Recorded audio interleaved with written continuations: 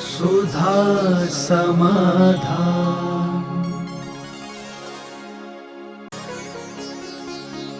नमोस्तु गुरुदेव। शास्त्रों के अनुसार भूत प्रेत राक्षस आदि देव भगवान की पूजा अर्चना आदि करने आते हैं। तो गुरुदेव, ये देव तो प्राय मार काट आदि क्रियाओं में लिप्त रहते हैं, तो फिर वह मंदिर कैसे पहुंच जाते हैं? भूत प्रेतों आदि के लिए तुम बहुत गलत मानते हैं लोग, वो अच्छे देवता होते। भूत प्रेतों में व्यंतर जातियों में असंख्यात सम्यक दृष्टि है, असंख्यात व्यंतरों में, भवनवासियों में, ज्योतिषों में सम्यक दृष्टि है।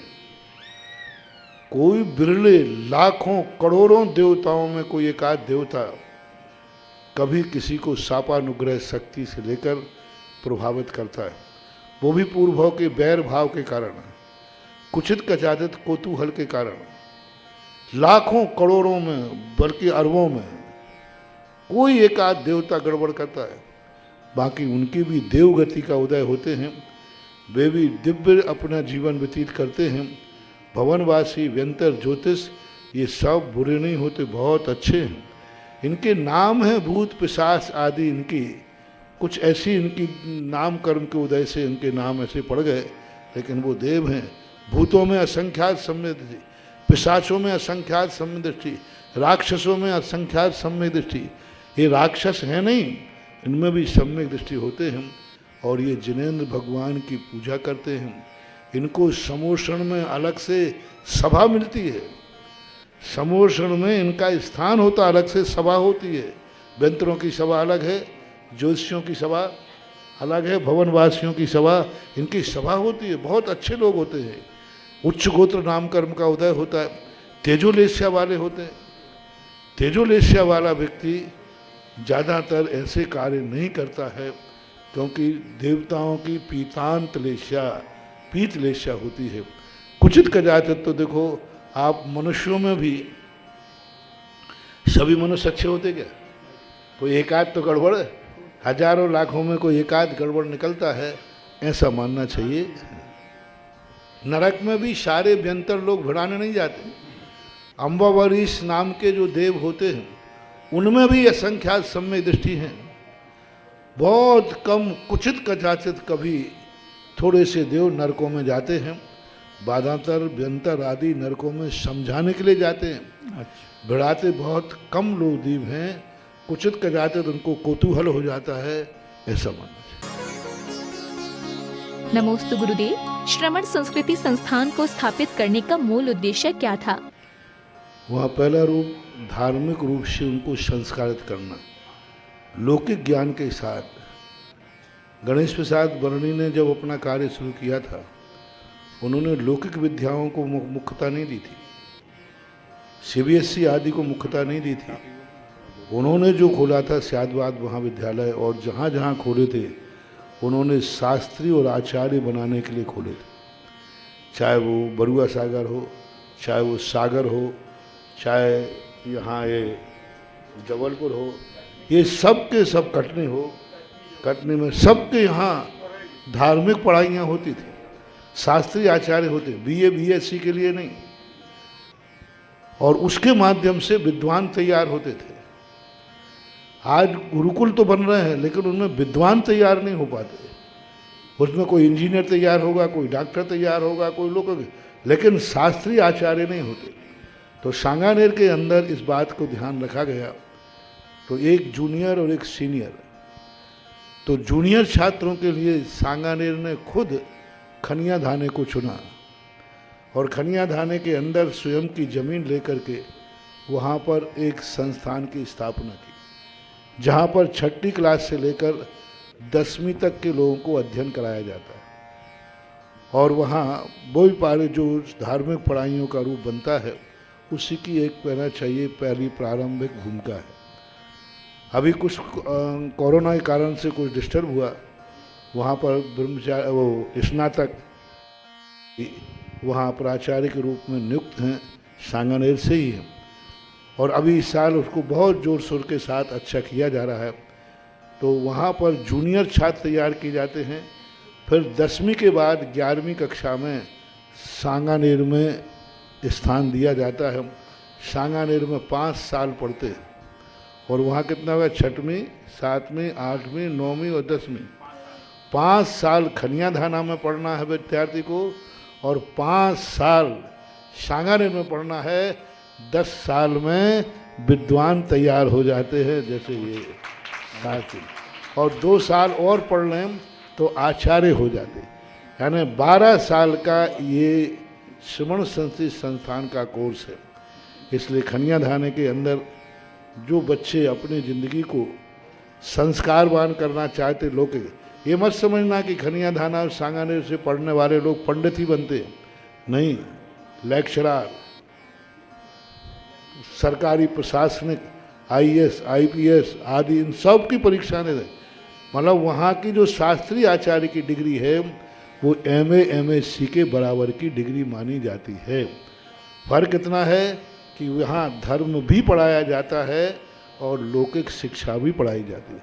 तो अपने बच्चों को जिनको संस्कारवान बनाना है और लौकिक शिक्षा का भी ज्ञान करना है, वे अपने बच्चों को 6ठी क्लास से खनियाधाना भेजें और 10वीं के बाद सांगानेर भेजें। ये भारत की अभी इस युग में पहली संस्था है जो आज के वर्णी जी ने ये काम शुरू किया था, गणेश प्रसाद वर्णी ने, लेकिन बीच में ये परंपरा का बहुत लोभ जैसा हो गया था।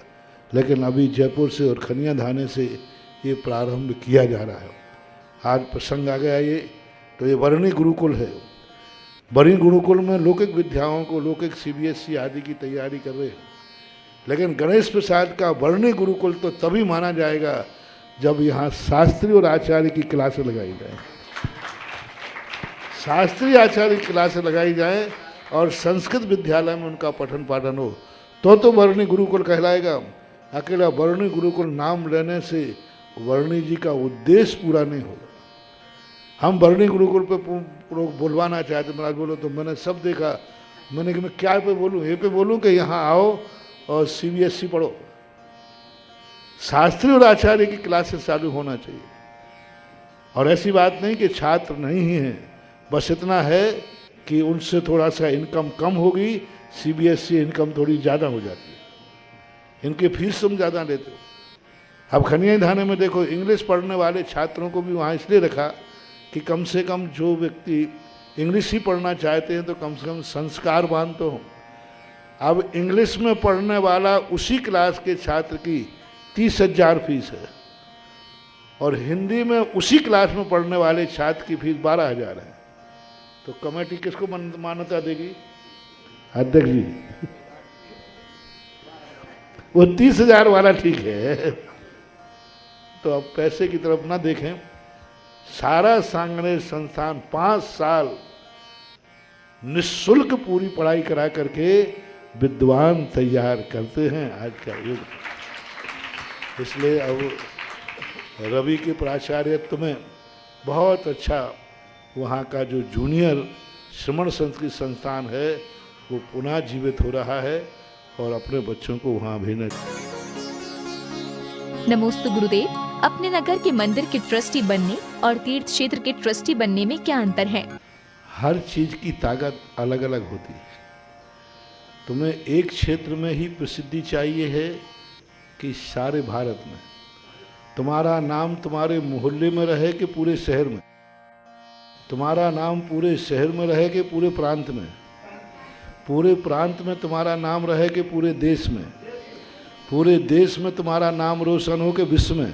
तो बस यही यहाँ है। छोटे से चैत्यालय को, मंदिर को ही अपना जीवन का पूरा बना लोगे तो वहीं तक तुम्हारा पुण्य होगा, इज्जत बढ़ेगी, एक परिवार में तुम्हारी इज्जत बढ़ जाएगी। अपने नगर के मंदिर को मुख्यता दोगे तो नगर में इज्जत बढ़ जाएगी। और जो क्षेत्र सारे भारत के माने जाते हों वहाँ यदि अपना सहयोग करोगे तो सारे भारत में तुम्हारी इज्जत बढ़ेगी, सारे भारत में नाम होगा। और जो ऐसे क्षेत्र होते हैं जो सारे देवताओं के द्वारा भी मान्यता को प्राप्त होते हैं, उन अतिशयकारी क्षेत्रों से जुड़ते हैं तो फिर उसकी ख्याति विश्व में भी होती है। तो ये तो जितना जितना विस्तार व्यक्ति करता जाता है उतना उसके पुण्य का संचय होता जाता है। चमत्कारोदय बहोरी वन क्षेत्र का एक बहुत अच्छा, मैंने बहुत सारे स्थानों पर देखा, शुरुआत होती है सालों तो नक्शे बनने में लगते, एक एक साल के बाद नींव खोदते, फिर भरी जाती। यहाँ तो अभी 1-1.5 महीने नहीं हुआ, नींव खुद भी गई और नींव भरना भी चालू हो करके भरी जा रही। बहुत जल्दी काम किया जो नई कमेटी बनी। हर कमेटी वालों को ये शिक्षा लेना चाहिए, जो योजनाएं बनती हैं उनको इतना डिले कर देते हैं कि तब उनको पूरा करना मुश्किल होता है। इसलिए कमेटी वालों का कर्तव्य है कि दाता जिस उत्साह से दान देता है उस उत्साह से कार्य होना चाहिए। और बहुरी बंद एक जबलपुर के निकटवर्ती क्षेत्र है। मैं तो कहता हूँ जबलपुर का घर पीछे एक व्यक्ति उसका ट्रस्टी बने। देखो, शासनोदय तीर्थ क्षेत्र पर तो तुम्हें ट्रस्टी बनने का मौका नहीं मिलेगा, क्योंकि जबलपुर के ट्रस्टी तो जिस संस्था पर बैठ जाते हैं वो तो मरने के बाद ही छोड़ते हैं।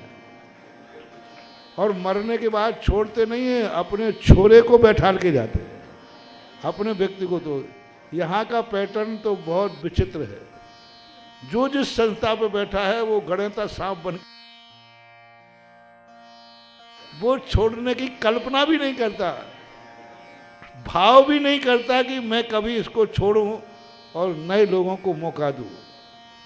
तो यहाँ शासनोदय तीर्थ क्षेत्र तो बना है बहुत विस्तृत, लेकिन वो सबके लिए ट्रस्टी बनने की अनुमति नहीं है। वहाँ कुछ लोग निश्चित ही हैं गणेता साहब, वो कुछ लोग ही। लेकिन बहोरी बंद एक क्षेत्र ऐसा है, वहाँ भी गणेता साहब थे,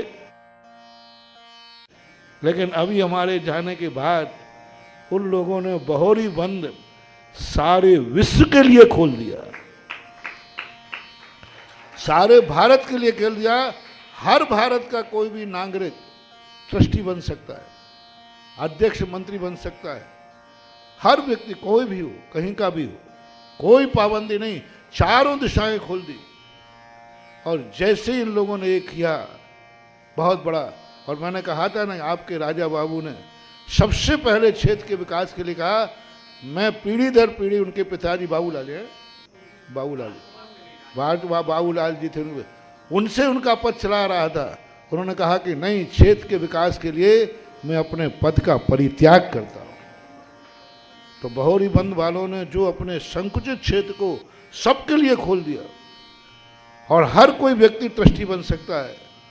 तो आज इन्होंने प्रश्न किया मनोज बाबू ने, मैं तो कहता हूं कि जबलपुर का हर घर का एक सदस्य चमत्कारोदय बहुल क्षेत्र का ट्रस्टी बने। शासनोदय में वो मौका नहीं मिलेगा, शासनोदय तीर्थ क्षेत्र में तुम्हें मौका मिलने वाला नहीं।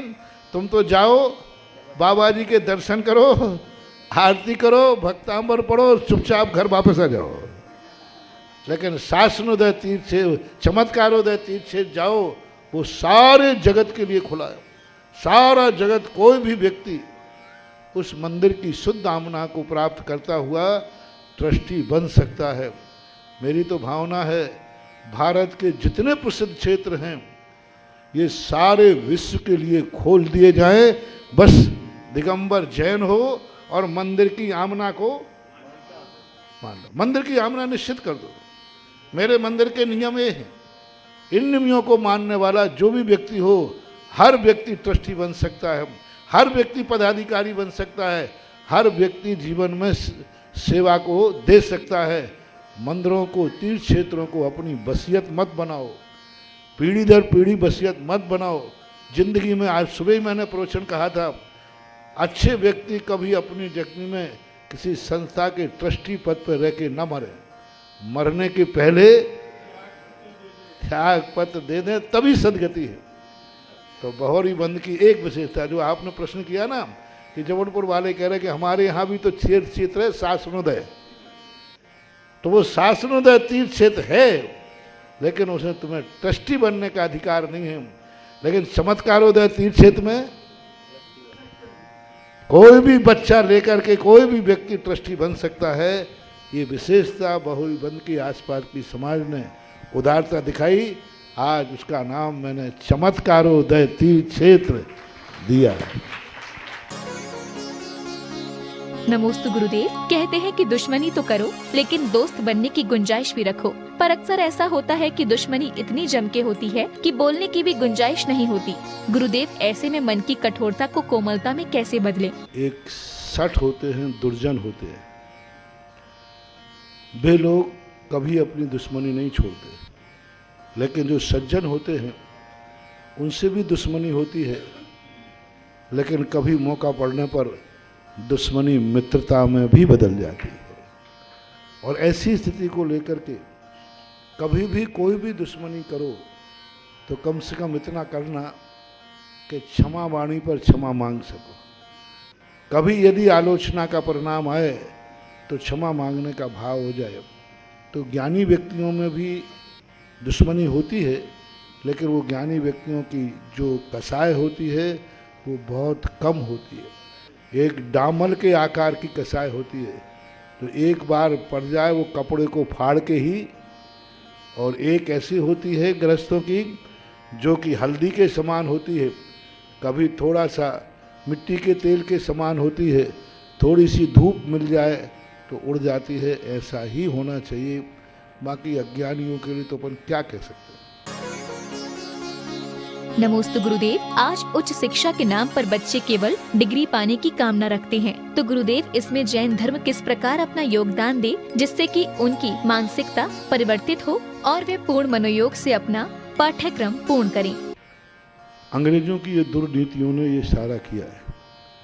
अंग्रेजों की दुर्नीति ज्ञान पे नहीं रही, डिग्री पे रही, और डिग्री को प्रमाणता दी जाने लगी। हमारे भारत में पहले डिग्रियां नहीं होती थी, अनुभव होते थे। हमारे कुंद स्वामी 11 वर्ष में दीक्षित हो गए थे, तो 11 वर्ष में कौन सी क्लास पढ़ी होगी? पढ़ी भी होगी तो 5वीं 6वीं पढ़ी होगी, और क्या।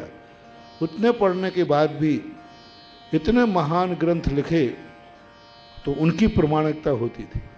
आज वर्तमान में व्यक्ति नकल करके कैसे भी करके डिग्री ले लेता है, तो ये पाश्चात्य संस्कृति का प्रभाव है। अब ऐसी स्थिति में हमारा एक ही तरीका है कि हम जैन दर्शन के कोर्स को डिग्री का कोर्स बनाएं। हम अंग्रेजों के दी हुई नीति डिग्री तो नहीं बदल सकते आज वो इतने। अब हम एक ही काम कर सकते हैं कि हमारा जैन दर्शन का कोर्स तैयार करें और इसमें भी ऐसी डिग्रियां दें, जैसे अभी मैंने कहा था शास्त्रीय आचार्य।